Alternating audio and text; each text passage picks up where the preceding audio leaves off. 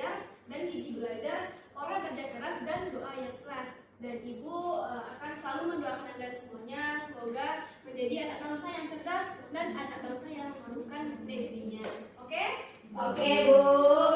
Nah, sebelum memasuki pembelajaran pada hari ini, dipersilakan kepada Anda semuanya untuk mengecek dulu keadaan di bawah mejanya apakah ada sampah.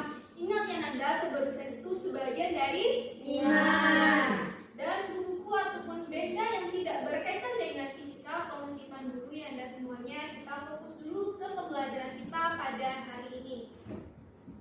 Nah, Ibu akan mengecek kajian terlebih dahulu apakah Anda semua hadir. Hadir, Bu. Enggak, Bu. Evan Cindy Yogi tidak hadir, Bu. Kenapa tidak hadir Anda? Nggak tahu. Berarti apa ya Anda? Ya, Bu. Nah, Anda pembelajaran pada hari ini dapat berjalan lancar. Dipersilakan kepada ketua kelas untuk memimpin doa terlebih dahulu. Siapa ketua kelasnya Anda? Bisa, Bu. Bisa. Coba Nisa, ayo. Baiklah, sebelum pembelajaran mulai, baiklah kita berdoa mulai.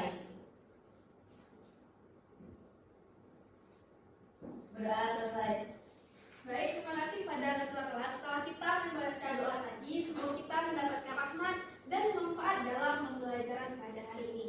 Amin. Nah, sebelum kita memasuki materi hari ini, Ibu akan mereview pembelajaran pada minggu lalu. Apakah Anda semuanya masih ingat kita belajar apa? Fluida, Bu. Fluida Dinamis. Ya, benar sekali. Pada minggu lalu kita sudah membahas mengenai tentang fluida dinamis. Nah, fluida dinamis itu, nah di sini siapa yang masih ingat apa itu fluida dinamis? Fluida yang alirannya bergerak dan memiliki kecepatan konstan. Ya, bagus sekali ya Umul. Kita beri aplaus dulu ya kepada Umul. Nah, benar ya apa yang katakan Umul tadi, bahwasanya fluida dinamis itu adalah aliran yang bergerak secara ideal dan memiliki kecepatan yang konstan. Nah, materi mengenai fluida dinamis ini sangat berkaitan dengan materi kita pada hari ini. Nah, pada hari ini, salah satu contohnya penerapan fluida dinamis itu adalah ketika kita merebus air dalam panci, maka lama-kelamaan air tersebut akan mengalami perputaran atau pergerakan. Nah, itu merupakan salah satu contoh penerapan fluida dinamis, yaitu bergerak secara ideal dan memiliki kecepatan yang konstan. Nah, pada hari ini kita akan membahas mengenai tentang konsep kalor. Oke, Ibu akan sebelumnya Ibu akan menjelaskan terlebih dulu tujuan pembelajaran kita pada hari ini. Yang pertama, setelah guru melakukan demonstrasi, peserta didik mampu menerapkan konsep prinsip suhu dan kalor dengan tepat. Yang kedua, setelah guru melakukan demonstrasi, peserta didik dapat mengidentifikasi berbagai perubahan wujud zat dengan baik. Nah, dari tujuan pembelajaran tersebut dapat kita lihat cakupan materi yang akan kita bahas pada hari ini. Yang pertama, konsep kalor, konsep suhu, ketiga kalor jenis, dan terakhir yaitu kapasitas kalor. Nah, di sini Ibu mau bertanya kepada siapa ya? Nah, kepada Gina. Apakah Gina pernah memegang lilin? Pernah, Bu. Nah, apa yang Gina rasakan saat terkena cipratan api lilin tersebut? Panas, Bu. Ya, nah panas kan? Nah, di sini Ibu mau bertanya lagi ya. Nah, kepada Hani. Bu, apakah Hani pernah memegang batu es? Tenang, Bu. Bagaimana yang Hani rasakan saat memegang batu es tersebut? Dingin, Bu. Nah, dingin kan? Ya, Bu. Nah, kita juga berada dalam ruangan ber-AC. Nah, apa yang Anda rasakan saat berada dalam ruangan AC tersebut? Sejuk, Bu. Sudah dingin kan? Ya, Bu. Nah, jadi bahwasanya jika kita memperkirakan panas atau dinginnya suatu benda itu dinamakan dengan suhu. Nah, di sini siapa yang bisa menyimpulkan bagaimana konsep dari suhu? Coba Somira. Suhu adalah tingkat derajat panas atau dinginnya suatu benda. Nah, benar sekali ya Sofira. Apakah ada pendapat yang lain Anda? Oh, Coba dulu. besarannya menyatakan panas atau dinginnya suatu benda yang diukur dengan termometer. Nah, bagus sekali ya Anda semuanya. Kita beri aplaus dulu ya kepada teman-temannya. Nah, benar ya apa yang katakan teman-temannya tadi, bahwasanya suhu itu adalah besaran yang menyatakan panas atau dinginnya suatu benda yang dapat diukur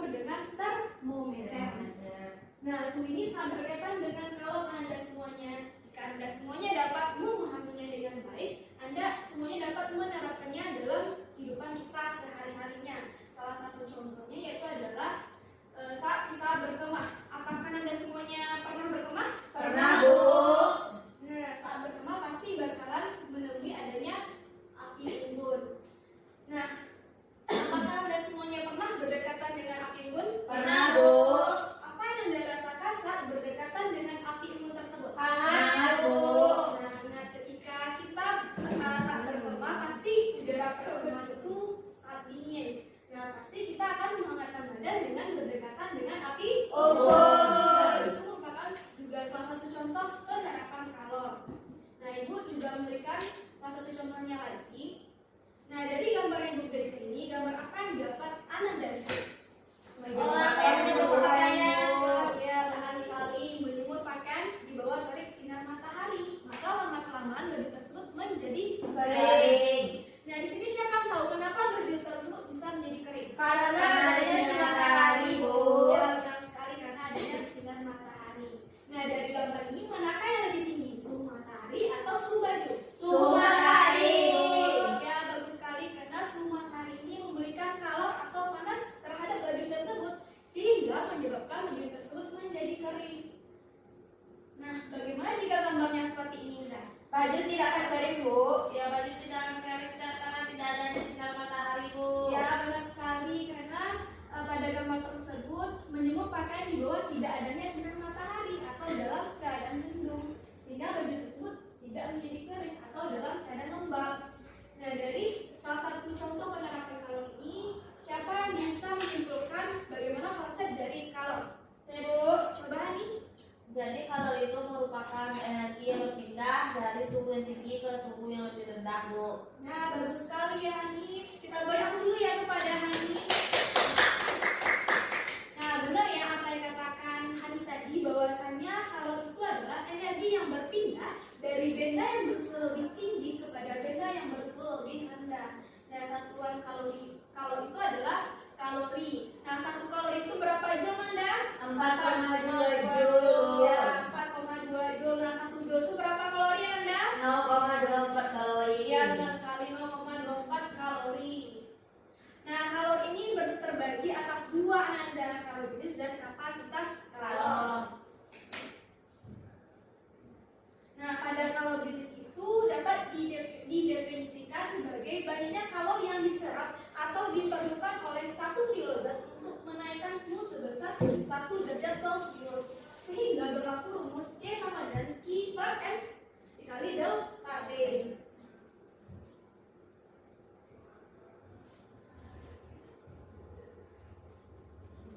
Di mana C itu adalah kalor jenis.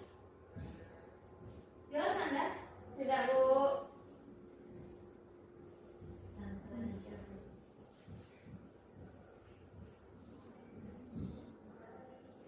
Atau dalam satuan joule atau kilo kalori. Itu adalah kalor. Dan satuan joule atau kilo kalori. M itu adalah massa benda dalam satuan kilo.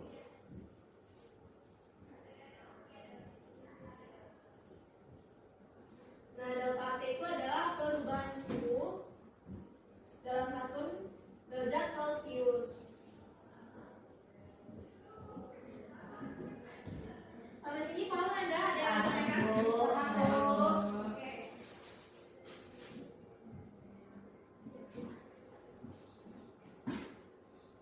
Nah, alat untuk menentukan kalor jenis suatu zat itu dinamakan dengan kalori meter. Ini berikut gambar dari kalori meter ya Anda. Nah, sedangkan pada kapasitas kalor itu adalah banyaknya kalor yang diserap oleh benda yang bermassa tertentu untuk menaikkan suhu sebesar 1 derajat Celcius. Nah, dapat kita lihat Anda penurunan rumus dari kapasitas kalor C besar I sama dengan delta T. Nampak, Bu. Sudah jelas ya? Udah, Bu. Coba minta, Bu. Tangan itu punya.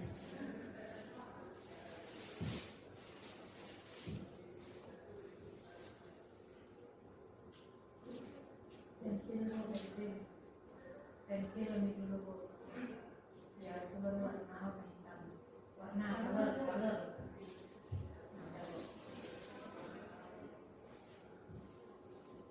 Oke, sama dengan I per delta T. Delta T. Di mana rumus I itu adalah M dikali C dikali delta T.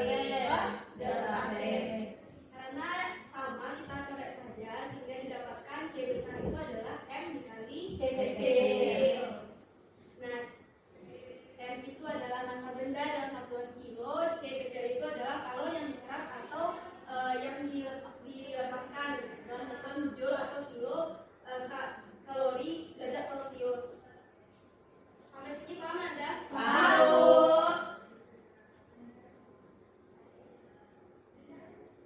Nah, sehingga didapatkan persamaan kalori itu adalah I sama dengan M dikali C dikali delta T, atau dapat kita tulis untuk lebih mudahnya yaitu adalah I sama dengan C besar dikali delta T.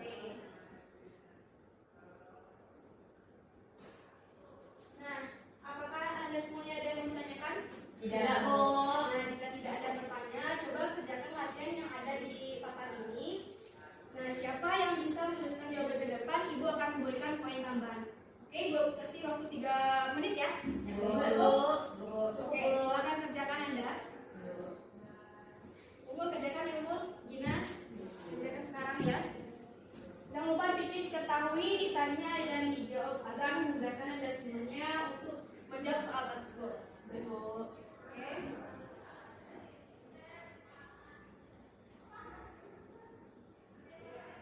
Bisa? Bisa, Bu. Hani bisa? Bisa Bu.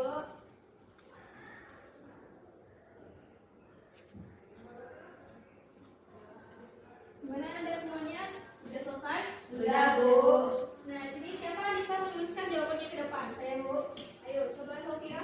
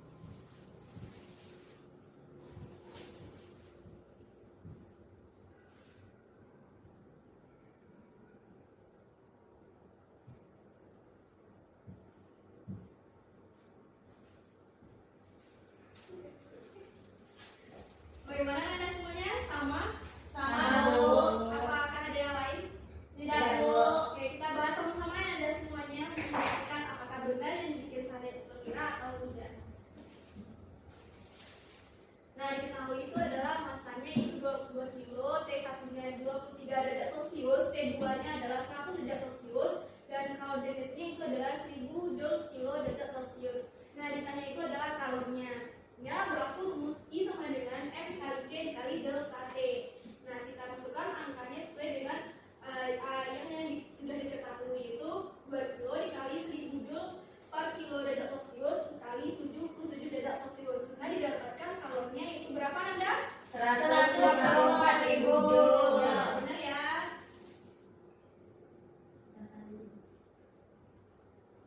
Oke, sesuai benar ya, Nanda. Nah, ada yang mau ditanyakan Anda semuanya? Tidak, Bu.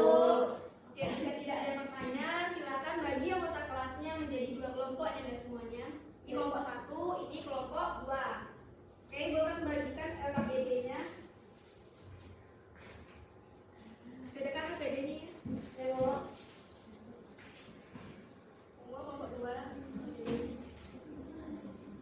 Oke, Anda semuanya, coba perhatikan LKPD-nya. Coba lihat di langkah kerja. Ani coba lihat langkah kerjanya, Ani. Iya, Bu. Dan lakukan eksperimen sesuai dengan prosedur yang ada pada LKPD Anda semuanya. Iya, Bu.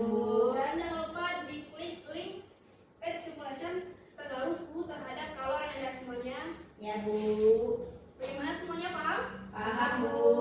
Nah, coba umum baca langkah kerja dari pengaruh kalor terhadap suhu.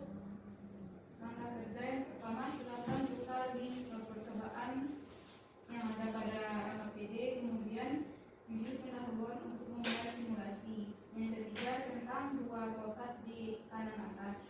Untuk kegiatan pertama yaitu pengaruh kalor terhadap suhu. Dengan langkahnya, yang pertama, letakkan gelas berisi air dan minyak ke atas pemanas. Kedua, letakkan termometer pada setiap gelas.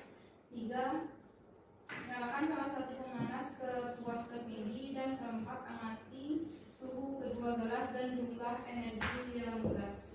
Sudah, Bu? Sudah. Oke, Anda semuanya paham kan langkah kerjanya? Paham, Bu. Oke, silakan kerjakan sekarang Nanda. Ya, Bu. Coba buka HP-nya Nanda.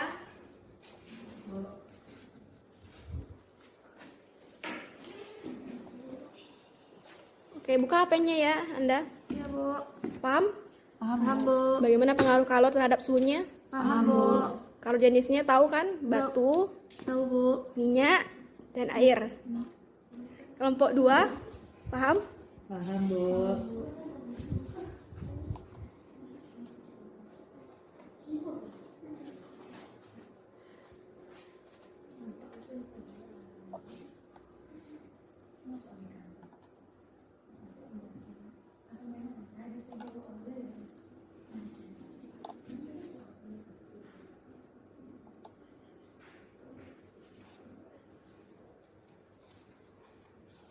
Bagaimana eksperimennya Nanda? Sulit? Tidak, Tidak, Bu. Bu. Bisa dikerjakan? Bisa, Bu. Oke. Apakah sudah selesai Nanda?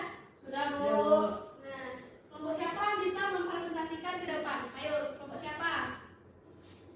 Kami, Ayo. Bu. Oke, kelompok 1 coba.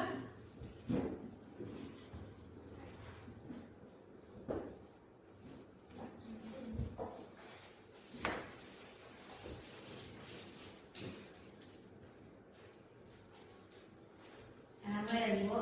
Mulai, ayo, kelompok 1. Assalamualaikum warahmatullahi wabarakatuh. Waalaikumsalam warahmatullahi wabarakatuh. Baiklah, kami dari kelompok 1 akan menyampaikan hasil diskusi kami terkait percobaan kalor. Sebelumnya izinkan saya memperkenalkan anggota terlebih dahulu. Yang pertama, saya sendiri, Nur Anissa. Saya Salehani. Saya Safira. Untuk penyampaian yang pertama itu akan disampaikan oleh Soreni. Soreni, silakan. Baiklah, untuk yang pertama itu terdapat kegiatan yang pertama itu pengaruh suhu pengaruh kalor terhadap suhu, yang mana kalor itu sangat berpengaruh terhadap perubahan suhu suatu zat atau benda. Suhu akan naik jika menyerap kalor, dan suhu tersebut akan turun jika melepaskan kalor. Jadi pengaruh kalor terhadap suhu itu merupakan untuk menentukan naik atau turunnya suatu suhu. Kembalikan kepada moderator. Baiklah, terima kasih pada Soreni. Selanjutnya akan disampaikan oleh Safira. Pada Safira, dipersilakan. Keadaan suhu pada setiap zat atau benda sebelum dan sesudah dipanaskan, yaitu yang pertama pada minyak, Sebelum dipanaskan, kadar suhu minyak adalah rendah. Saat setelah dipanaskan, kadar suhunya naik. Dan kenaikan suhu pada minyak lebih cepat. Yang kedua yaitu pada air. Sebelum dipanaskan, kadar suhu air rendah. Saat setelah dipanaskan, kadar suhunya naik, walaupun kenaikan suhunya lebih lambat. Dan yang ketiga pada batu bata. Sebelum dipanaskan, kadar suhunya rendah. Saat setelah dipanaskan, kadar suhunya naik. Dan kenaikan suhu pada batu bata lebih cepat daripada suhu pada air. Terima kasih kepada saudara. Sehingga dari percobaan tadi dapatkan kesimpulan bahwa minyak dan batu bata lebih cepat mengalami kenaikan suhu daripada air karena kalor jenis minyak dan batu lebih kecil daripada air. Sekian hasil diskusi dari kelompok 1. Kami akhiri. Assalamualaikum warahmatullahi wabarakatuh. Waalaikumsalam warahmatullahi wabarakatuh. Kita beri aplaus ya pada kelompok 1. Bagaimana Anda semuanya sama? Sama Bu. Apakah ada pendapat yang berbeda kelompok 2? Tidak, Bu. Oke, sama. Nah, jadi dari percobaan pengaruh kalor terhadap suhu menggunakan tes simulasi itu dapat kita simpulkan bahwasannya batu dan minyak itu lebih cepat mengalami kenaikan suhu daripada air karena batu dan minyak itu kalorinya lebih kecil daripada air. Oke, di sini paham Anda? Paham, Bu. Oke, jika tidak ada pertanyaan, sampai sini dulu pembelajaran kita pada hari ini. Nah, tadi kita sudah mempelajari konsep suhu, konsep kalor, dan juga besaran-besaran dalam kalor beserta pengaruh kalor terhadap suhu. Nah, di sini siapa yang bisa menyimpulkan pembelajaran kita pada hari ini? Ayo, siapa yang bisa?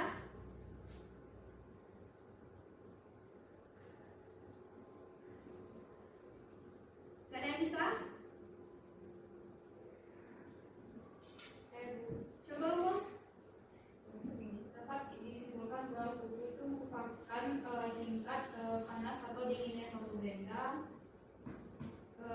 yang dapat diukur menggunakan termometer. Kemudian kalor merupakan energi berpindahnya suhu benda dari suhu tinggi ke suhu rendah. Oke, bagus ya Umul, kita beri aplaus dulu ya kepada Umul. Nah, tadi kita sudah menyimpulkan pembelajaran kita pada hari ini. Nah, jadi dapat kita ambil manfaatnya bahwasanya kalor ini memiliki peranan yang sangat penting. Kita dapat menerapkannya dalam kehidupan kita sehari-hari. Salah satu contohnya itu adalah mengukur suhu badan saat berdemam dengan menggunakan termometer dan juga menjemur pakaian di bawah terik sinar matahari. Nah, tadi kita sudah mempelajari materi kita pada hari ini. Bagaimana pembelajaran hari ini Anda? Apakah Anda semuanya paham dan mengerti pembelajaran hari ini? Paham, Bu. Nah, Anda semuanya, untuk pembelajaran selanjutnya kita akan membahas mengenai konsep termodinamika. Jadi, berharap kepada Anda semuanya untuk belajar terlebih dahulu dan silakan membuat resume terkait konsep termodinamika tersebut. Dan untuk lebih pahamnya lagi bagaimana cara menghitung kalor terhadap suatu benda, silakan kerjakan soal pada RKPD pada halaman 5. Ibu lihat ada 5 soal. Kerjakan soal tersebut secara berkelompok ya Anda semuanya. Baik, Bu. Jadi paham Anda? Paham, Bu. Jadi tugasnya ada berapa Anda? 2. Dan jangan lupa dikerjakan Anda semuanya karena Ibu akan menceknya untuk minggu depan untuk syarat masuk ke kelasnya. Oke? Oke, Bu. Oke, nah baik, terima kasih pada Anda semuanya yang telah berpartisipasi aktif dalam pembelajaran kali ini. Semoga pembelajaran ini dapat bermanfaat